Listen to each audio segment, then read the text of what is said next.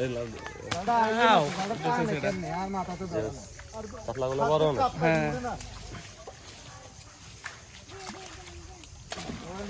এটাই থাম্বেল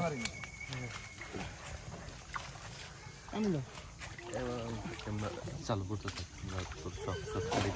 হ্যাঁ মাছ এই পর্যন্ত দেয় এই পর্যায়ে দেখা যাচ্ছে মাছ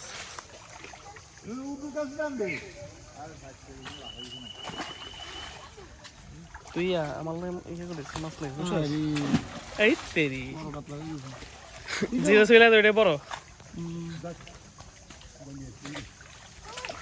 আরে মানা এই ওগুলো একটু বানানো হবে তার মতন কাম কর কত বড় একটা হলো বডি যুক্ত রাখা কি বানতে জানো হ্যাঁ ওই কথাটা গেলে আরামে মাছ না হলে ভালো লাগে না ছোট কর খাও